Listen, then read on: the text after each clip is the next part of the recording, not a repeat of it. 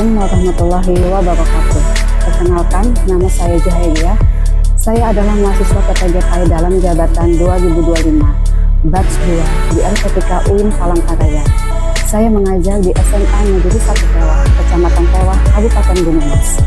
Pada hari ini, Rabu, tanggal 8 Oktober 2025, saya akan melakukan praktek pembelajaran untuk memenuhi tugas uji kinerja atau UKIN dengan model pembelajaran Project Based Learning atau PBL di kelas 11 fase F5 dan F6 dengan materi menghindari perkelahian pelajar, minuman keras, dan narkoba. Berikut video pembelajaran dari saya. Selamat menyaksikan.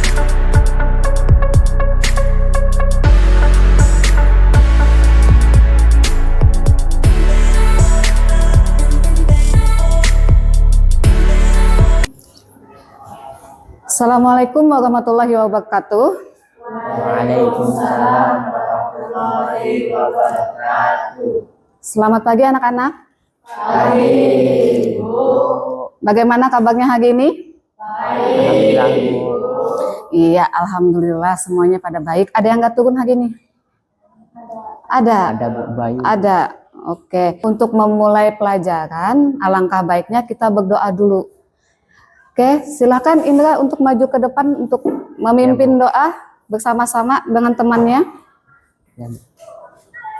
Teman-teman, mari kita berdoa. Doa dimulai.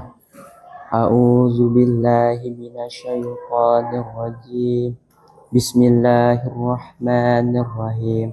Alhamdulillahi rabbil alamin. Arrahmanirrahim. Maliki yaumiddin. Iyyaka na'budu wa iyyaka nasta'in. Ihdinas siratal mustaqim. Siratal ladzina an'amta 'alaihim ghairil maghdubi 'alaihim waladdallin. Amin. Amin. Terima kasih Indra. Silahkan duduk ke tempatnya. Oke. Kita absen dulu ya, biar ada yang turun apa enggak hari ini. Dilem ada? Oke. Erik ada? Disney ada? Khalifatul Aulia? Maulida? Nanda? Nikel? Tasya? Aulia Indra? Hadir, Bu. Demika? Fitra? Fitra ada? Alpa? Sakit? Enggak tanpa keterangan. Tanpa keterangan, oke. Lia Imelda? Siti Nabila? Konsentrasi, berarti kalian jawabnya apa? Konsentrasi dimulai. Oke, konsentrasi dimulai. Jadi misalnya kalau Ibu ngomong konsentrasi, kalian jawab konsentrasi dimulai. Permainannya siku, sakit, sikat. Kalau Ibu bilang siku, berarti kalian harus pegang siku. Kalau Ibu bilang sakit, berarti harus pegang perut. Kalau Ibu bilang sikat, berarti duluan ngambil pulpen. Jadi ingat cluenya, kalau Ibu bilang siku apa? Pegang siku. Kalau Ibu bilang sakit bilang apa? Nah, kalau Ibu bilang sikat berarti pulpen. Duluan ngambil pulpen. Siap ya? Sakit. Siku. Siku. Sakit. Siku. Sikat. Nah, kan berarti masih ada yang belum konsentrasi. Oke. Kita lanjut ke materi. Kita masuk ke pelajaran ya.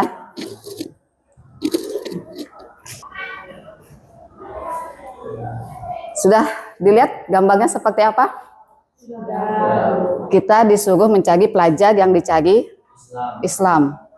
Kemudian istilahnya menemukan jati diri. Lalu istilahnya kita disuruh untuk menghindari perkelahian, minuman keras, dan narkoba. Oke. Dari sini, yang pertama, perkelahian antar pelajar yang kalian lihat gambarnya. Perkelahian ya, bersembunyi. Jadi inti dari gambar di sini adalah kalau ada yang berkelahi berarti ada yang takut. Jadi yang dampak dari perkelahian itu tidak hanya untuk diri sendiri tapi untuk semua atau orang banyak. Oke.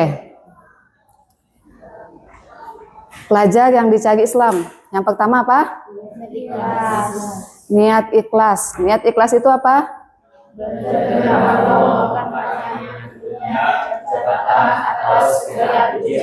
Oke, jadi niat ikhlas belajar karena Allah. Jangan istilahnya kalian belajar karena terpaksa. Jadi kalau kalian ingin mengejar cita-cita kalian, maka istilahnya kejarlah cita-cita kalian dengan tekun.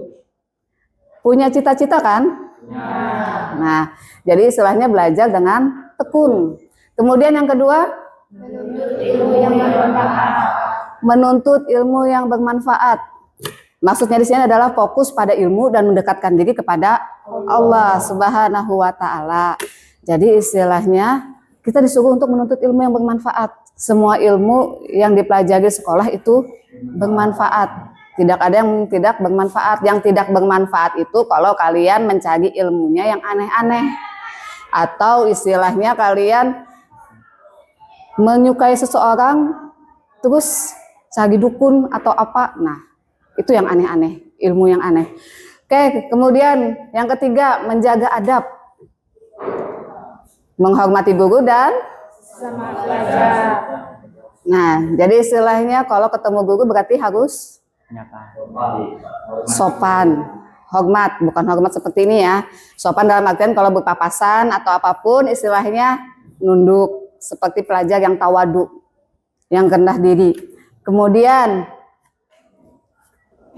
bersungguh-sungguh, mujahadah, bersungguh-sungguh, rajin, tekun, dan sabar. Kayak tadi, yang pertama tadi, kalian punya cita-cita, berarti kalian harus sungguh-sungguh.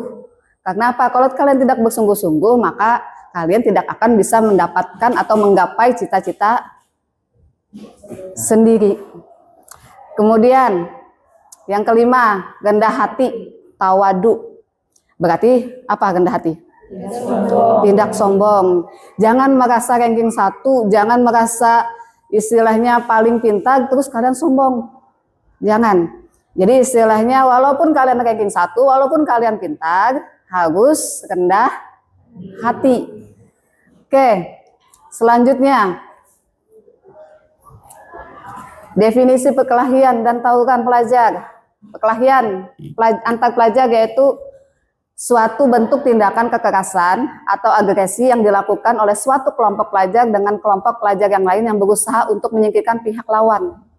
Jadi istilahnya di sini perkelahian pelajar biasanya terjadi karena saling ejek atau saling bercanda.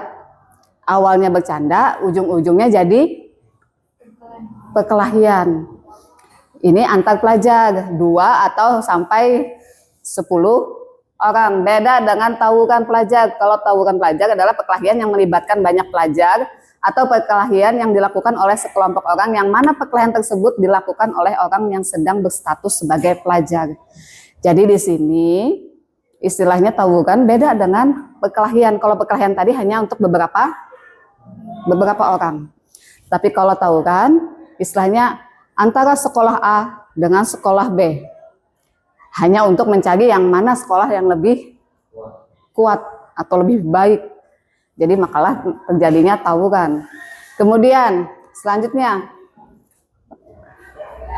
faktor penting adanya perkelahian. Yang pertama, rational choice, yaitu adanya perkelahian pelajar disebabkan faktor individu atau motivasi.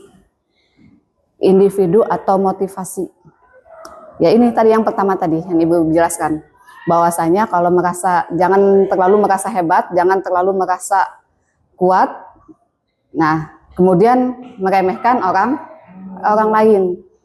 Jadi istilahnya dia merasa dirinya lebih kuat, lebih hebat, terus meremehkan orang lain. Kemudian ada yang nggak terima, terjadilah perkelahian. Kemudian Yang kedua, social disorganization, yaitu adanya perkelahian disebabkan oleh faktor lingkungan. Ada yang tahu? Disebabkan oleh faktor lingkungan. Nah, lingkungan yang tidak ramah. Istilahnya di lingkungan tersebut memang lingkungan yang tidak baik. Kemudian kita tiba-tiba ada di sana, lalu kita dipukul atau dilecehkan atau dibully segala macam. Oke, kemudian yang ketiga apa? Strain, yaitu adanya perkelahian pelajar disebabkan oleh faktor tekanan besar dari masyarakat. Biasanya dicap, nih kelompok ini adalah kelompok yang nakal, atau ini kelompok yang suka geng-gengan. Ya udah, karena dicap seperti itu, merekanya malah tambah lagi. Kemudian yang keempat, differential association, yaitu adanya perkelahian pelajar disebabkan oleh faktor salah pergaulan. Ini yang biasanya Ibu bilang sama kalian, kalau bisa pilih-pilih teman. Pilih-pilih teman dalam artian di sini adalah istilahnya jangan sampai salah bergaulan. Istilahnya kalau kalian berteman sama yang suka bolos, maka kalian akan ikutan bolos. Kalau kalian berteman dengan yang baik, maka kalian akan ikut baik. Kemudian lagi, yang kelima, labeling, yaitu adanya perkelahian pelajar disebabkan oleh dicap, atau biasanya dicap sebagai anak nakal lah, anak yang gimana lah. Jadi istilahnya sudah dicap, dia makin menjadi jadi. Kemudian yang keenam, male phenomenon, yaitu adanya perkelahian pelajar yang disebabkan karena faktor jenis kelamin. Ibarat kata dalam satu kelas yang laki-laki merasa lebih kuat daripada yang perempuan. Terus yang laki-laki suka menindas si perempuan. Oke. Selanjutnya, yang D, ikhtiar mencegah perilaku menyimpang. Yang pertama, bagi kesempatan yang banyak agar pelajar dapat mengembangkan segala minat. Jadi kalau misalnya kalian punya teman, misalnya suka malas, nakal segala macam, jangan kalian cap sebagai dia anak nakal. Tapi bagi dia kesempatan. Jangan sampai ditinggal-tinggal. Kamu nakal nggak usah ikut. Nah, itu yang salah. Yang baik itu adalah ajak aja terus, siapa tahu nanti di situ dia menemukan bakatnya. Kemudian wujudkan kehidupan keluarga yang harmonis. Keluarga yang harmonis. Salah satu pembentuk karakter siswa biasanya adalah dalam keluarga. Kadang-kadang anak yang nakal, anak yang suka malas-malasan biasanya jarang atau kurang perhatian dari orang tua. Jadi kalau kalian tahu dia sudah kurang perhatian dari orang tua, sebagai teman kalian seharusnya lebih memperhatikan temannya. Kemudian setiap anak itu unik, bahkan yang lahir kembar sekalipun. Setiap anak pun unik. Semua individu itu punya kekurangan dan kelebihan masing-masing. Jadi istilahnya kalau bisa jadikan kelebihan itu sebagai motivasi. Dan kekurangannya itu istilahnya jangan terlalu ditenggelamkan.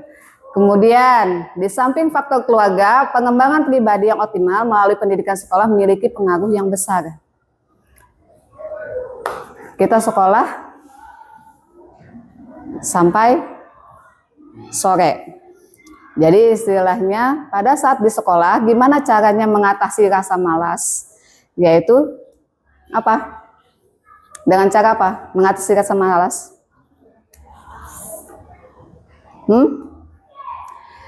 Cari kegiatan yang istilahnya yang membuat kalian tidak malas atau bisa menimbulkan konsentrasi kalian.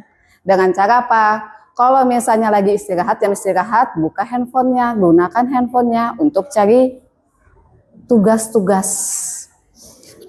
Kemudian, bentuk pengembangan pelajar di lingkungan sekolah dengan baik. Bentuk perkembangan pelajar yang lebih baik itu adalah di sekolah. Kenapa lebih baik di sekolah daripada di lingkungan luar? Ada yang tahu?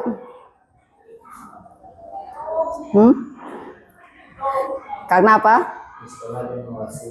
Nah, karena di sekolah ada yang mengawasi, kata teman-temannya. Yang lain? Karena kalau di luar dia terlalu bebas. Kalau di sekolah bukannya dibatasi, tapi istilahnya lebih diarahkan. Kalau salah-salah diarahkan. Kalau di luar kan tidak ada yang mengarahkan. Makanya istilahnya terlalu bebas, lalu bablas. Kemudian lagi pentingnya membentuk banyak organisasi atau lembaga yang mewadahi aktivitas pelajar atau anak. Organisasi di sekolah apa aja? OSIS. Jadi istilahnya OSIS itu jadi wadah yang lebih baik daripada kalian bikin circle-circlean yang nggak jelas. Biasanya kan kalian bikin circle-circlean terus nggak jelas, ujung-ujungnya nanti jatuhnya ke perkelahian. Kemudian melakukan usaha untuk meningkatkan kemampuan pelajar atau remaja di bidang tertentu sesuai minat dan bakat masing-masing. Ibarat kata yang cewek ini misalnya minatnya lebih ke make up. Ya udah, nanti dicari wadah yang penyalurannya ke sana. Yang laki-laki misalnya hobinya basket, voli atau futsal, nanti wadahnya dicarikan lagi untuk ke arah minat tersebut. Hamba berdasarkan telah lakukan surah Al-Maidah ayat 99:1.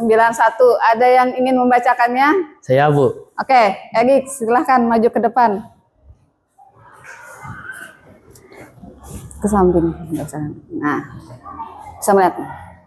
Oke. A'udzu billahi minasy syaithanir rajim. Bismillahirrahmanirrahim. Ya ayyuhalladzina amanu innamal khamru wal maisir wal ansabu wal azlamu rijsum min amalis syaitani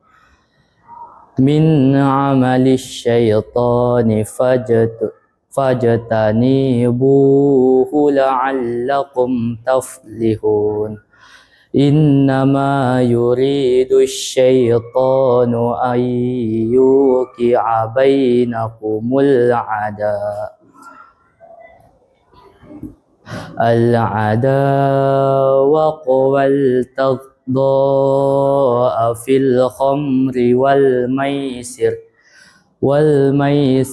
wa yasuddakum an dzikrillahi wa anis salati fahal antum muntahun. Shadaqallahul azim. Oke, terima kasih Erik, silahkan. Ayat 91 Quran Surah Al-Maidah menyatakan bahwasanya kalau kalian suka minum minuman keras, berjudi segala macam, maka setan akan berhasil dalam hal membujuk atau merayu manusia. Karena apa? Karena kalau orang yang mabuk itu apa? Hilang akal sehatnya. Ujung-ujungnya nanti apa? Terjerumus. Nanti lagi mabuk-mabuknya, nyenggol-nyenggol orang lain, terus yang disenggol nggak terima, emosi, lalu jadilah perkelahian. Jadi dari minuman keras bisa timbul perkelahian. Sikap kita terhadap hamar, yang pertama jangan. Nah, jadi jangan coba-coba memakan atau meminumnya. Hamar itu adalah sejenis makanan atau minuman yang menghilangkan kesadaran. Yang termasuk dalam kategori hamar adalah alkohol, minuman beralkohol dengan poin ketiga nanti, yaitu narkoba. Jadi istilahnya jangan coba-coba. Kemudian yang kedua, hamag, judi, korban untuk mempersembahkan sesuatu untuk berhala, mengundi nasib, semua itu adalah jenis rich, yaitu sikap dan perbuatan yang amat tercela, keji, kotor, dan bermakna najis. Jadi istilahnya sesuatu perbuatan keji dan kotor itu istilahnya sama dikategorikan dengan hasil dari hamag tadi. Kemudian yang ketiga, bagi pihak yang berperan dalam pembinaan umat, pentingnya melakukan pentahapan dari mulai yang ringan, sedang, dan berat. Jadi istilahnya di sini yang berperan ini siapa? Pihak yang berperan sini siapa? Kalau di sekolah siapa?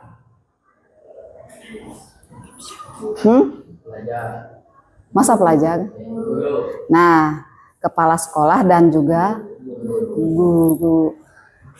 Kemudian istilahnya mereka membina yang kecanduan, tapi alhamdulillah di sekolah kita nggak ada ya. Kemudian yang keempat, mengedepankan pola hidup bersih lahir batin. Pola hidup bersih lahir batin itu seperti apa?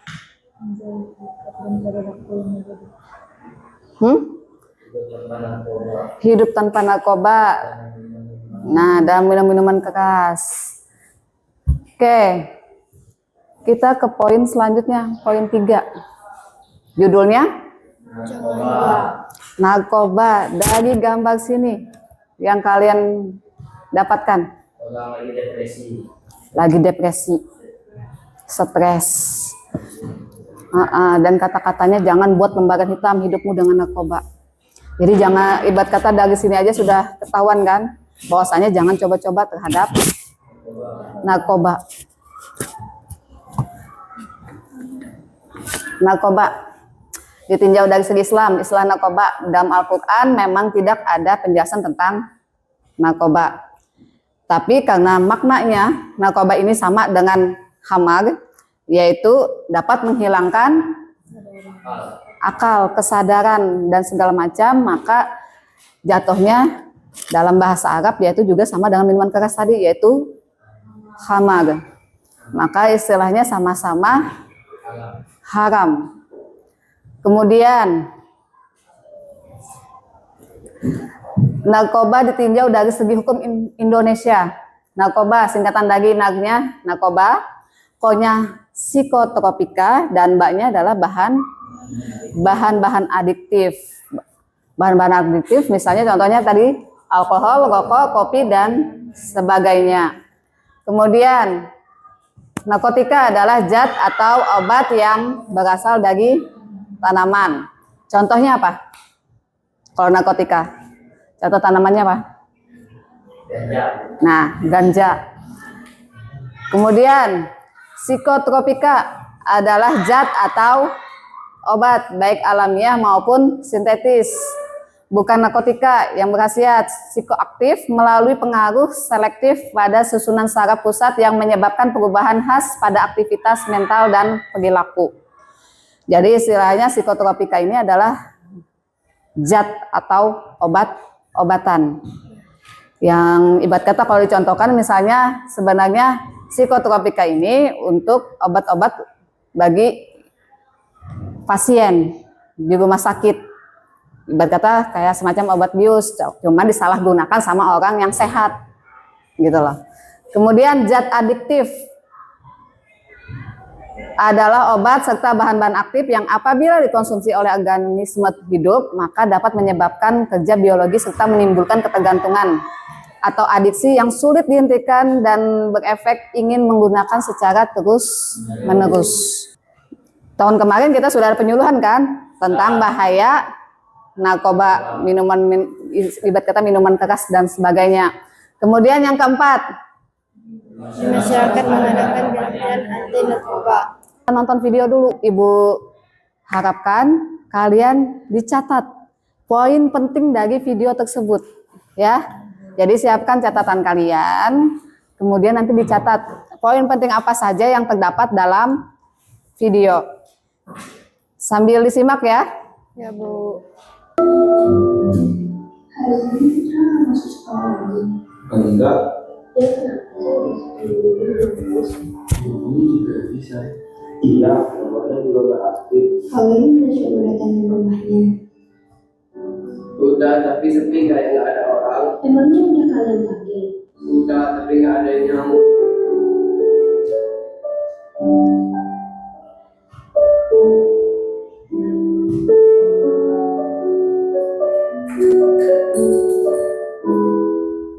Mending kalau kita datangin rumahnya lagi. Berempat.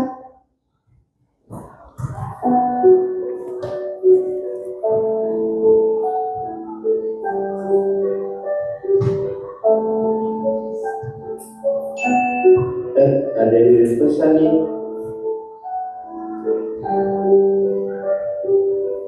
Assalamualaikum, ini Om Pak Putra.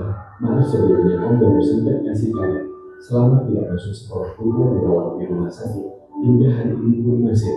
Putra berkelahi dengan kakak kelas dalam keadaan sedang mabuk dan memakai narkoba. Badan Putra luka-luka. Kepalanya mengalami pendarahan akibat berkelahi. Alhamdulillahnya hari ini Putra sudah keluar dari ruang itu, walaupun masih harus dirawat. Putra ternyata punya banyak musuh. Sering menggunakan obat-obatan terlarang dan minum minuman keras. Jadi sehabis keluar dari Lihat dari video tadi apa? Bahwasanya apa? Jika menggunakan narkoba, orang lain akan merasa kehilangan kita. Nah, Kita merasa sakit. jadi istilahnya akibat atau sebab dari narkoba, minuman keras ataupun perkelahian, dampaknya itu tidak hanya untuk diri kita sendiri, tapi untuk orang lain. Keluarga kita merasakan, teman kita juga merasakan, masyarakat lain juga merasakan. Jadi jangan sampai coba-coba menggunakan narkoba. Oke. Dari penjelasan Ibu sampai video tadi, ada yang ingin ditanyakan? Silahkan. Ya, silahkan angkat tangan kalau ingin bertanya. Silahkan angkat tangan. Oke, Nikel dulu. Saya mau bertanya, mengapa kita tidak boleh coba-coba minum minuman keras? Mengapa kita tidak boleh meminum minuman keras? Ada yang bisa jawab? Mengapa kita tidak boleh meminum minuman keras? Karena apa? Nah, karena bisa menghilangkan kesadaran diri. Makanya kita dilarang untuk meminum minuman keras. Karena dari minuman keras tersebut, akal pikiran kita terganggu. Nah, dan rusak. Oke, yang lain ada yang bertanya lagi? Oke, Demika. Bagaimana cara menciptakan lingkungan yang sehat? Oke, bagaimana cara kita untuk menciptakan lingkungan yang sehat? Tadi ada Ibu jelaskan bagaimana caranya kita menciptakan lingkungan yang sehat. Ada yang tahu? Menghargai teman dan tidak mengucilkannya. Menghargai teman dan tidak mengucilkannya. Kemudian,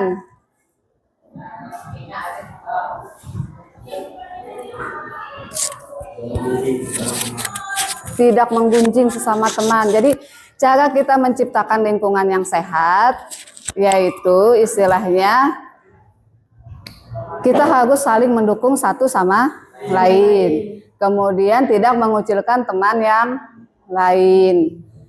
Oke. Dari sini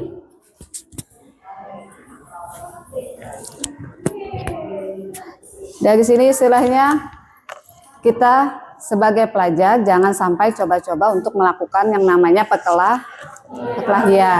Kemudian jangan coba-coba untuk meminum minuman keras. Kemudian katakan tidak untuk narkoba. Oke. Sekarang karena ini sudah terbagi kelompoknya,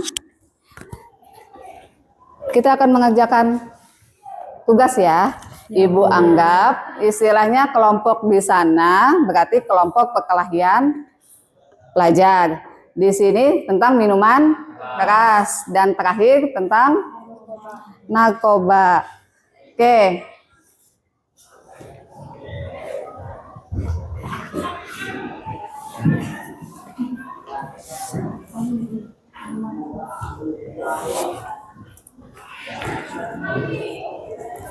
Oke, di situ kalian silahkan dijawab di kertas tersebut per kelompok. Kalian bisa cari jawabannya melalui internet atau menggunakan handphone masing-masing. Cari aja jawabannya di internet. Dampak negatifnya bagi pelajar Indonesia gimana?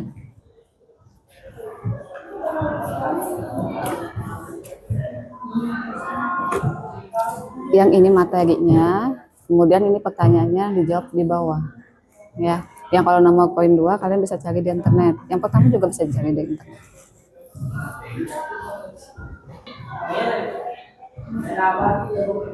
Pertama silakan maju untuk mempresentasikan hasilnya. Ya. Silakan dibacakan hasil dari yang kalian dapat. Kami pahami tentang materi berdasarkan materi di atas, perkelahian pelajar adalah tindakan kekerasan antar siswa yang dipicu oleh kesalahpahaman, gengsi, atau pengaruh lingkungan. Yang kedua, dampak negatif bagi dunia pendidikan Indonesia. Menurut kualitas pendidikan, kerusakan fasilitas sekolah, mencoreng reputasi sekolah, dan trauma psikologis. Sekian, terima kasih. Oke, terima kasih untuk kelompok perkelahian pelajar, kelompok 1. Silakan bagi aplaus dulu untuk teman-temannya. Oke, dari kelompok lain ada masukan untuk kelompok pertama, perkelahian pelajar? Ada yang beri masukan? Oke, Erik. Izin menambahkan, menurut saya perkelahian pelajar juga dapat ditimbulkan oleh pertikaian atau perilaku singgung-menyinggung dari pelajar yang lainnya. Itu saja. Ya. Oke, terima kasih Erik. Jadi istilahnya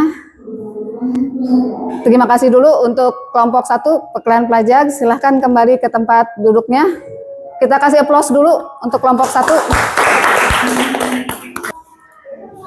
Jadi kesimpulannya hari ini apa?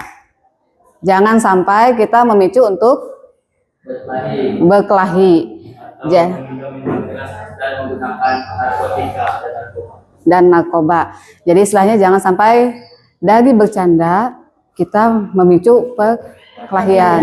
Bercanda boleh, tapi jangan sampai keterlaluan. Kemudian jangan mencoba-coba untuk melakukan atau meminum minuman keras. Dan katakan tidak untuk narkoba. Oke, jadi untuk pelajaran bab 3 hari ini, Ibu rasa cukup dulu ya. Oke, jadi untuk minggu depan nanti kita masuk bab baru lagi, yaitu tentang menebarkan Islam dengan santun dan damai, yaitu melalui dengan dakwah atau ceramah. Jadi minggu depan kita materinya tentang ceramah. Oke, untuk menutup pelajaran kita hari ini, marilah kita berdoa bersama-sama. Silahkan Khalifatul Aulia untuk memimpin doa kita hari ini. A'udzubillahi minasyaitonirrajim. Bismillahirrahmanirrahim. Wal as innal insana lafi husn illal ladzina amanu wa amilus solihati wa tawasau bil haqqi wa tawasau bis sabr. Sadaqallahul azim. Bismillahirrahmanirrahim. Rabbana atina fid dunya hasanah wa fil akhirati hasanah wa qina azabannar. Amin. Iya, terima kasih Khalifatul Aulia. Cukup sekian pelajaran kita hari ini dan terima kasih atas waktunya. Assalamualaikum warahmatullahi wabarakatuh. Waalaikumsalam warahmatullahi wabarakatuh.